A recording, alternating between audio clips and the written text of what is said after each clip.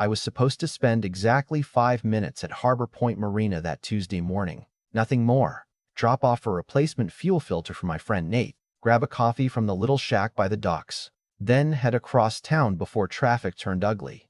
That was the whole plan. Life has a funny way of laughing at plans. Though, the first sign something was wrong wasn't even the crowd. It was the silence inside my own head. You ever have one of those moments where your stomach knows what's happening before your brain catches up? I rounded the corner carrying the small cardboard box under my arm and saw 30 or 40 people standing near Dock C. Every phone pointed toward the water, some laughing so hard they could barely keep recording. Nobody noticed me at first. Then I heard someone whistle. Another guy muttered, "Well, this is going to be awkward." That's when I looked beyond the crowd and saw my boat.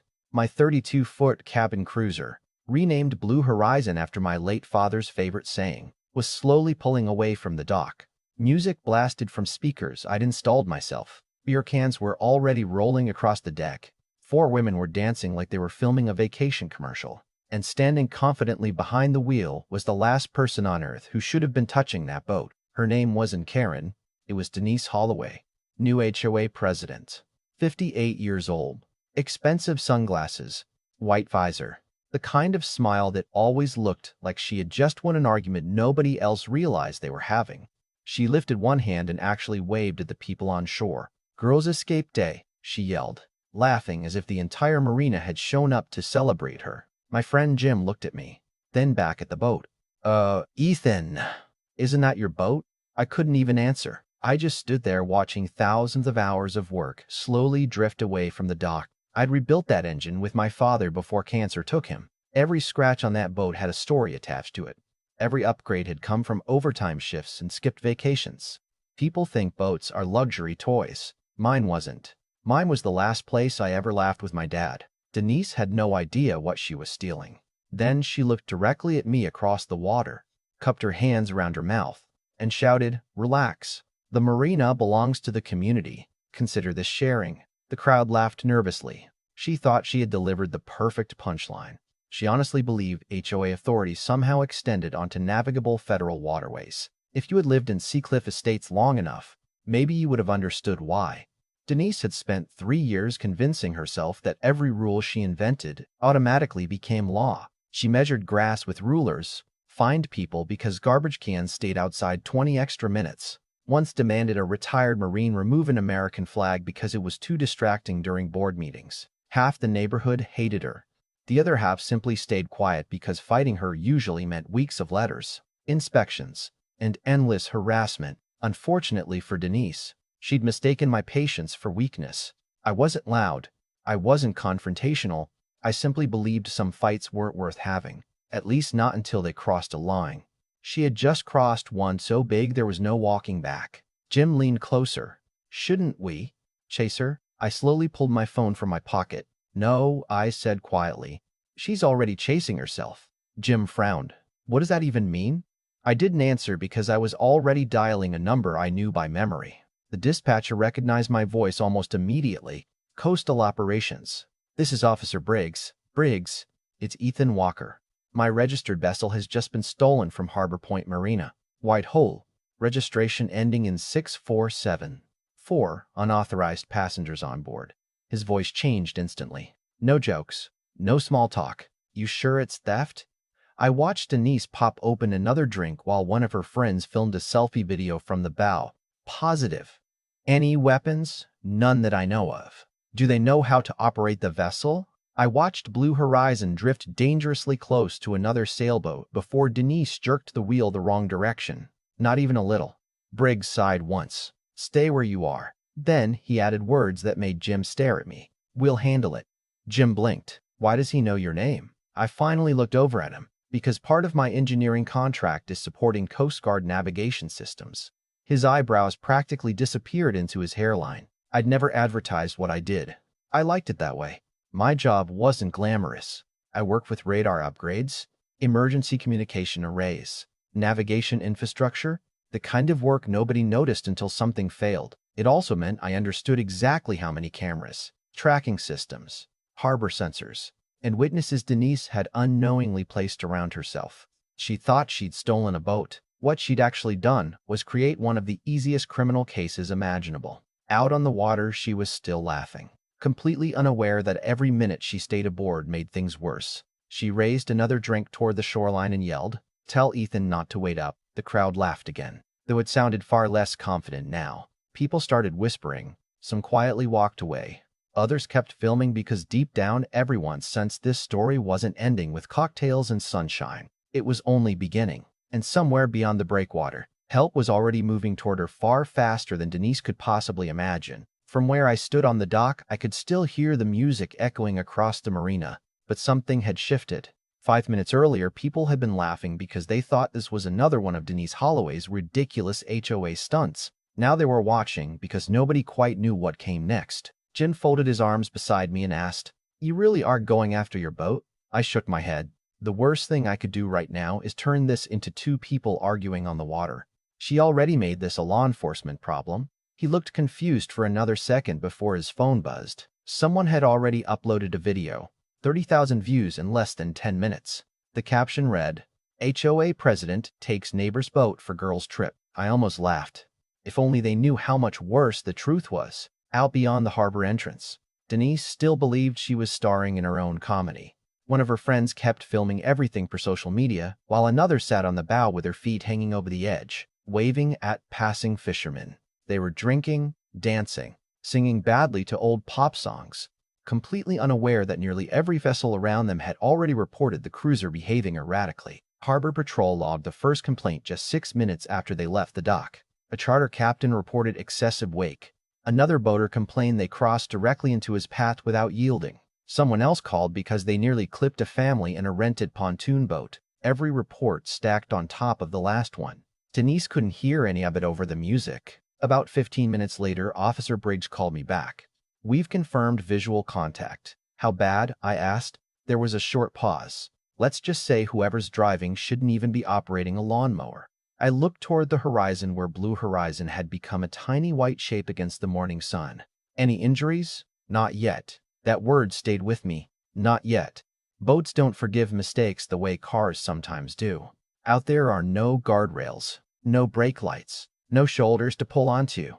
One wrong decision can flip a vessel or throw someone overboard before anyone even realizes what happened. Denise never understood that. To her, it was just another place where she assumed confidence could replace competence.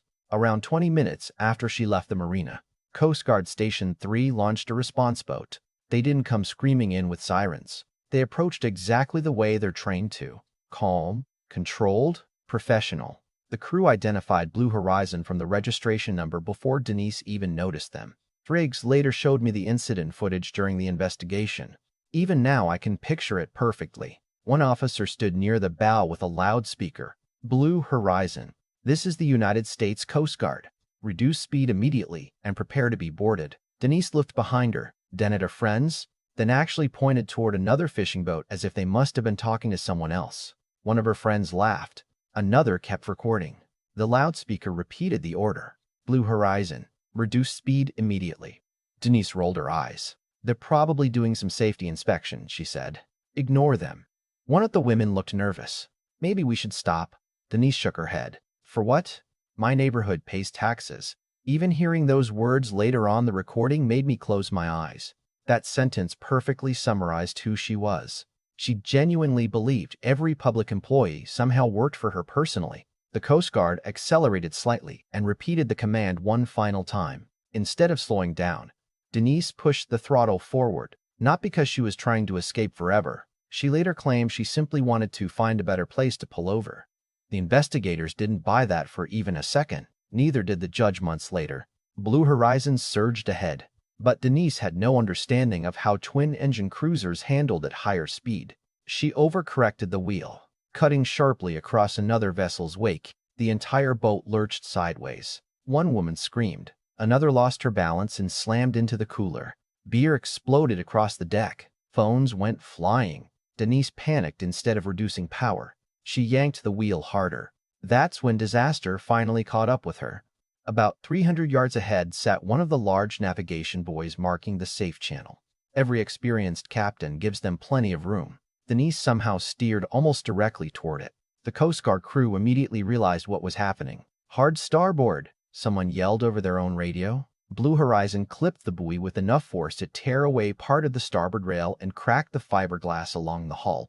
The impact wasn't catastrophic, but it was violent enough to throw everyone off their feet. Music stopped instantly. Drinks scattered everywhere. One of the women began crying. Another was yelling that her shoulder hurt. Denise just sat frozen behind the wheel with both hands locked onto it, staring at the damage like it had appeared out of nowhere. Seconds later, the Coast Guard came alongside. There wasn't any dramatic tackle or movie-style action. There didn't need to be. The women were too shocked to move. Officers boarded carefully, secured the engines, checked everyone for injuries, and separated the passengers. One officer asked the obvious question.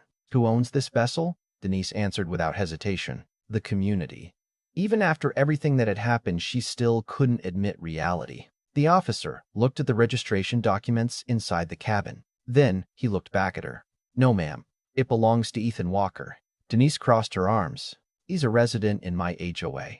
The officer blinked once, as completely irrelevant. She tried again. As HOA president, I have authority over community property. This isn't community property. It was parked in our marina. This marina is privately managed under federal navigation jurisdiction. Denise opened her mouth again before finally realizing every sentence she spoke seemed to make things worse. Meanwhile, another officer found the open alcohol container scattered across the deck. None of the women wanted to answer questions anymore. The confidence had disappeared. One quietly admitted Denise had told them she had permission. Another admitted she asked twice whether they should call me first. Denise had told everyone. He won't do anything. He knows better than to challenge me. Hearing that later almost made me laugh. Not because it was funny, but because it explained years of behavior. She'd spent so long bullying neighbors into backing down that she'd convinced herself nobody would ever stand up to her. Back at Harbor Point Marina, word spread faster than wildfire. Someone monitored marine radio traffic. Someone else saw the Coast Guard boarding. Within minutes, the same people who had laughed earlier were refreshing social media waiting for updates. Local news scanners picked up the incident. Videos from 3 different angles started circulating online. One clip showed Denise waving proudly as she left the dock. Another showed the Coast Guard closing in behind her. The third captured the unmistakable sound of fiberglass scraping against steel when Blue Horizon struck the buoy. I received another call from Briggs just after noon. His voice sounded calmer this time. Boats secured. I exhaled for what felt like the first time all morning. Damage? Repairable. Passengers? Minor injuries only. I nodded silently. And Denise? Briggs chuckled. The first hint of humor I'd heard all day. She's asking whether the HOA can vote to dismiss federal charges. Even I couldn't help smiling at that one. Some people never stop believing the rules bend around them. Denise was one of those people. She still hadn't realized the worst part wasn't losing control of my boat. It was the mountain of evidence she'd created herself. Every security camera at the marina had recorded her boarding without permission. Every witness heard her joking about taking it. GPS logs documented the entire route. Harbor radar tracked every turn. Cell phone videos captured her behind the wheel. Even her friend's live stream remained online long enough for investigators to preserve it before it disappeared. She hadn't just committed a crime. She had documented nearly every minute of it herself. By late afternoon, I finally saw Blue Horizon again as a tow vessel slowly brought her back into Harbor Point. The cracked rail broke my heart more than I expected. I reached out and ran my hand along the damaged fiberglass where my father and I had once spent an entire weekend sanding and painting together. For just a second, I wasn't thinking about Denise anymore. I was thinking about Dad, about all those Saturdays we spent fixing things together because he believed taking care of something meant respecting the memories attached to it. Then Briggs walked over holding a folder. He handed me a property release form before lowering his voice. Ethan, this story isn't over. I looked at him. What do you mean? He nodded toward 2 black SUVs pulling into the marina parking lot. Because now the federal investigators want to talk to you, HOA president. And they aren't coming here because of the boat alone. The 2 black SUVs rolled into Harbor Point without lights or sirens, just quiet confidence. And somehow that made the whole scene feel even more serious. Denise was sitting on a folding chair near the dock with a blanket around her shoulders, still insisting to anyone who would listen that this had all been a misunderstanding. Every few minutes, she pointed at me as if I were the one who had somehow overreacted. He could have just called me, she complained loudly. This never needed to become a federal issue. One of the investigators looked at her and calmly replied, Ma'am, you made it a federal issue the moment you knowingly operated a stolen vessel on navigable waters. You could almost hear the air leave her lungs. That was the first time I saw genuine fear replace arrogance. Over the next several weeks, I learned something interesting about people who spend years intimidating everyone around them. The moment they lose control, they don't suddenly become honest. They simply start searching for someone else to blame. Denise blamed the marina. She blamed her friends. She blamed the Coast Guard for overreacting. She even blamed social media for making her look bad, despite the fact that most of the videos had been recorded by the very people she invited onto my boat. Her attorney tried arguing that she honestly believed she had implied permission because the marina was inside our neighborhood. That defense lasted about 5 minutes once prosecutors played the security footage showing her checking to make sure I wasn't around before untying Blue Horizon. Then came the live stream where she laughed and said, "You'll get over it." After that, there really wasn't much left to debate. She eventually accepted a plea agreement that included restitution for the damage to my boat, significant financial penalties, probation, mandatory boating safety education, and the permanent loss of any privilege to operate a registered vessel without additional certification. The criminal record followed her long after the headlines disappeared. As for the HOA, the board called an emergency meeting unlike anything our neighborhood had ever seen. Residents packed the clubhouse before the doors even opened. For years, people had quietly accepted Denise's behavior because fighting back felt exhausting. This time was different. They had all watched what happened. They had seen the videos, read the reports, and realized that if someone was willing to steal a neighbor's boat simply because she believed nobody could stop her, then every abuse of power they'd ignored suddenly looked much more dangerous. One by one, homeowners stood up and shared stories that had never been told publicly before. Unfair fines, selective enforcement, intimidation, threats. None of those stories had anything to do with my boat, but somehow the boat became the spark that gave everyone permission to finally speak. By the end of the night, Denise resigned before the board could formally remove her. She walked out through a side door while reporters waited at the front entrance. I never saw her look back. Blue Horizon spent nearly 2 months in the repair yard. The mechanics did excellent work, but they couldn't replace the memories tied to the scratches we'd lost or the rail my father and I had installed together years earlier. Still, the first morning I took her back onto open water, something surprised me. I expected to feel angry.